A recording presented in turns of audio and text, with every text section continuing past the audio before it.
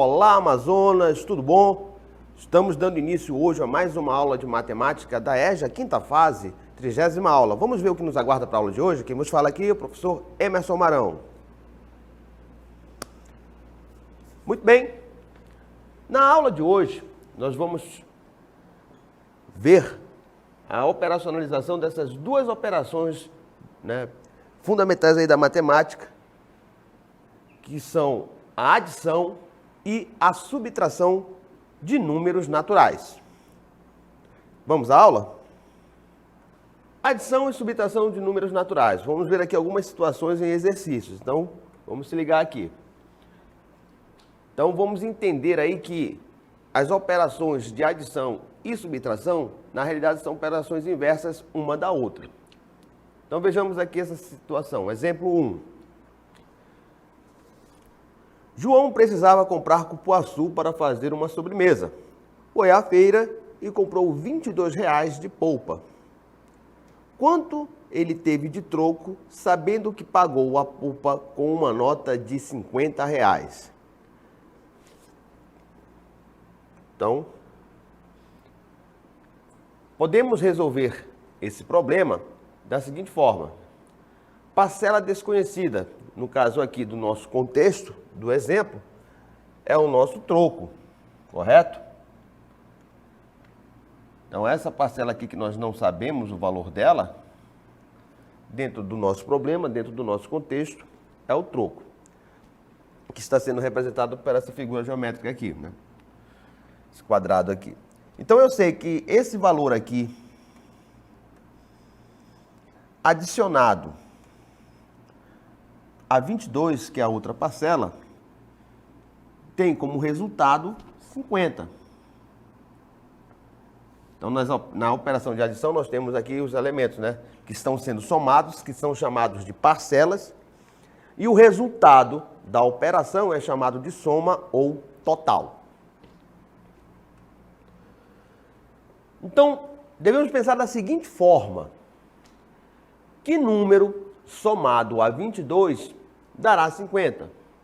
Então é só inverter. Vamos inverter?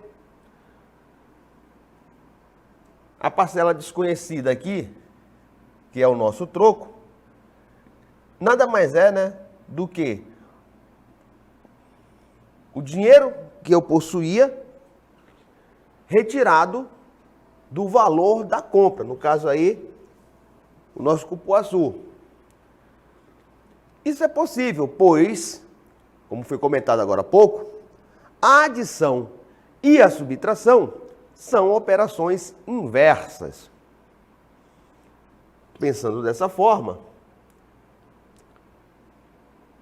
temos que 28 adicionado a 22 é igual a 50. E 50 menos 22 é igual a 28. Então, a gente observa aqui, que o complemento das parcelas vai ser igual ao total que nós possuíamos. Nessa operação aqui, que é a diferença, que é a subtração, nós temos outros elementos, Aqui, o total do valor que eu possuía chama-se minuendo. O valor que foi extraído, que vai ser diminuído, no caso aqui, é o valor da polpa de cupuaçu, é chamado de subtraindo, que vale o nosso 22. O resultado da operação, que no caso aqui é uma subtração, chama-se diferença. E se nós pegarmos, e invertermos a operação aqui, quando adicionamos as duas parcelas, nós obtemos o valor inicial, que é o nosso total. Portanto, a diferença, mais o subtraindo é igual ao minuendo. Na realidade, aqui nós temos as nossas duas parcelas, né? Que era a diferença, 28, que diga, que é o resultado da operação, e o nosso subtraindo, que foi o valor pago pela polpa. E o resultado da operação lá era o quanto eu possuía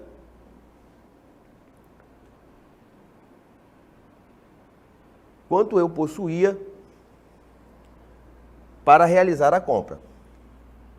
Então, o importante nesse ponto aqui do nosso desenvolvimento, primeiramente, é entender quem são os elementos que existem em duas operações aí, que são as inversas uma da outra, no caso, adição e subtração.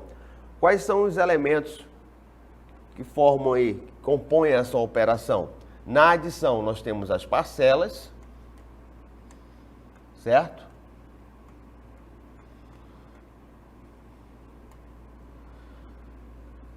Pode ser 2, 3. E o resultado da operação, que é chamado de soma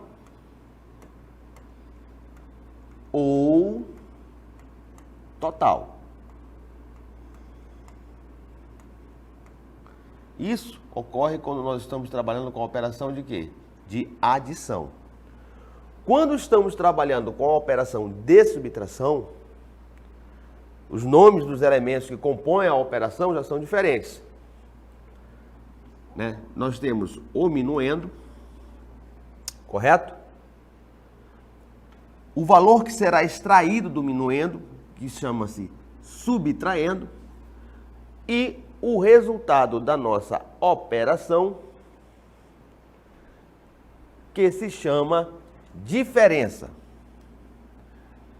E toda vez que eu efetuo a adição entre o resultado da operação, que é a diferença, mais o valor que foi extraído do total, que é o subtraindo, toda vez que eu efetuo a adição desses dois elementos, necessariamente eu vou encontrar o minuendo. Perfeito? Vamos para o nosso próximo exemplo.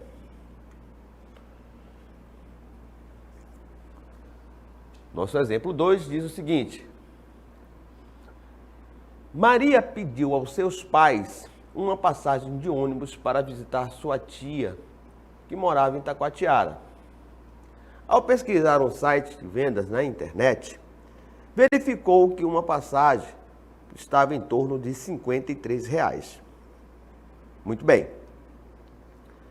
Sua mãe, então, lhe fez a seguinte pergunta: Maria, quantos reais preciso ter para que, após comprar sua passagem, ainda me reste de troco R$ 47?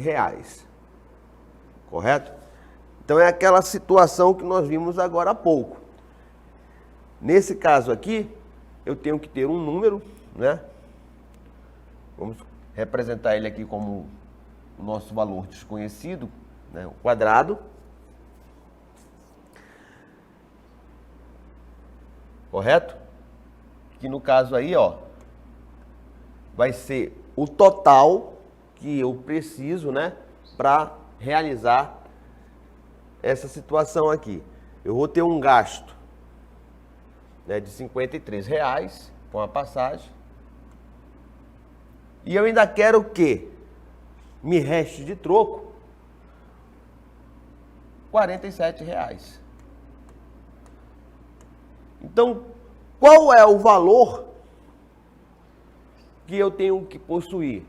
É só realizar a operação de adição, que nós vamos encontrar um total aqui, né? 53 mais 47, 3 mais 7, 10, vão 1, vai 1, né?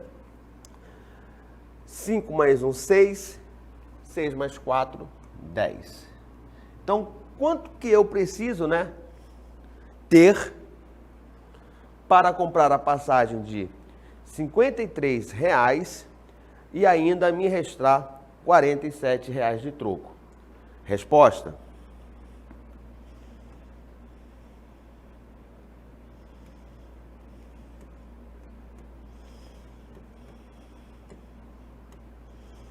R$ 100. Perfeito?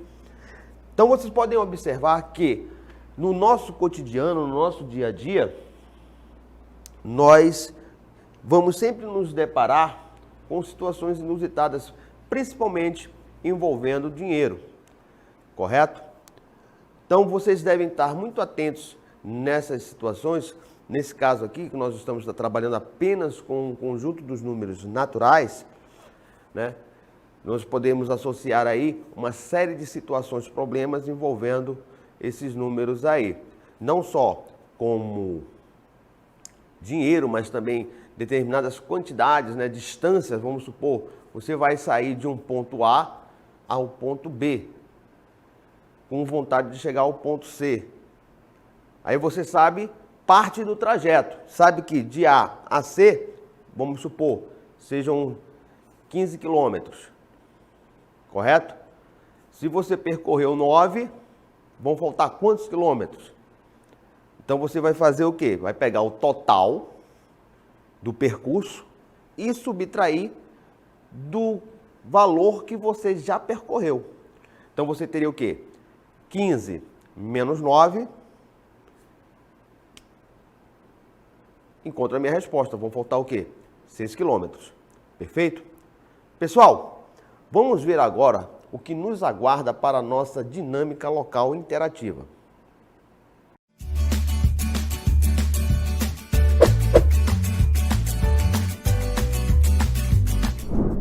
Então, dinâmica local interativa. Questão 1. Uma lancha partiu de Manaus com destino a Parintins. Após ter percorrido 200 quilômetros, a lancha precisou parar em Itacoatiara. Sabendo que ainda faltam 245 quilômetros para chegar em Parintins, qual a distância a ser percorrida nesta viagem de Manaus a Parintins? Queridos alunos de todo o meu estado do Amazonas, um bom desenvolvimento, estarei monitorando vocês pelo chat e até a interatividade.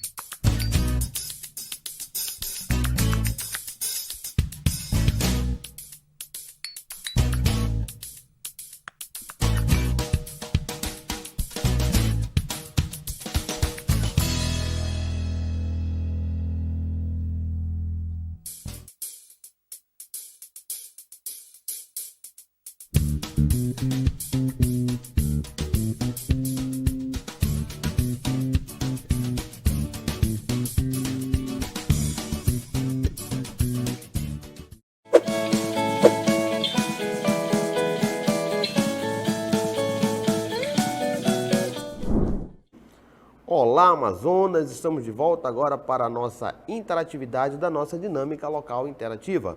Vamos ver aqui como está a participação do pessoal no chat. O pessoal participando aqui, massa, rapaz, olha só. Vamos colocando a resposta aqui, né? Pessoal bastante participativo, cara, show de bola, vocês me deixam muito feliz. Vamos para a correção agora? Então vamos voltar aqui à nossa situação, né?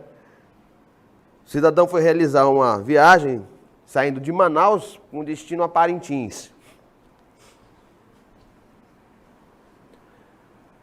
Após ter percorrido 200 quilômetros, a lancha precisou parar em Itacoatiara. Sabendo que ainda faltam 243 quilômetros para chegar em Parintins, qual a distância a ser percorrida nessa viagem de Manaus a Parintins? Muito bem. Então nós sabemos aí que nós estamos lidando com uma operação de quê? De adição, correto? Quais são os elementos que compõem essa operação? Nós temos as parcelas, né?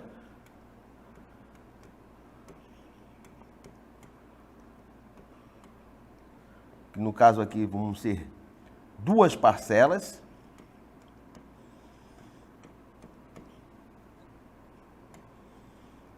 E o nosso total. Então vamos aqui identificar quem é quem nessas operações. Quem é a primeira parcela? A primeira parcela é o primeiro trecho da viagem, né, percorrida, né? A lancha saiu de Manaus com destino a Parintins. Aí ela percorreu o primeiro trecho de 200 quilômetros, porque ela teve que parar em Itacoatiara. Só que ainda faltam, para chegar em Parintins, mais quanto? 245 quilômetros. Esse 245 quilômetros corresponde à nossa segunda parcela. Então nós vamos ter aqui, ó, 200, que é o primeiro trecho da viagem, mais o segundo trecho da viagem, que é 245. E a resposta para o nosso problema que vai ser o nosso total, correto? Somando, né, as duas parcelas lá, 245 com 200, vamos encontrar o quê? O nosso trajeto total, que é de 445 quilômetros. É muita água para ser percorrida, né? Muito bem, então, como nós vimos aí na nossa correção, na nossa dinâmica local interativa, né, nós trabalhamos aí, no caso, a operação de adição. No entanto, podem surgir situações na qual você poderia resolver o problema sabendo o total. Nesse caso, você já vai utilizar a operação de subtração. Lembrando-vos que as operações de adição e subtração são operações inversas uma da outra. Então, na adição, você soma o total. Na subtração, você pegar o total e subtrair de uma das duas parcelas, você obtém a outra parcela. Perfeito? Queridos alunos, espero que tenham gostado da aula, né? Vocês tenham aí desenvolvido a atividade com perfeição, com exatidão e com eficiência. Sem mais, desejo a todos aí tudo de bom e até a próxima oportunidade.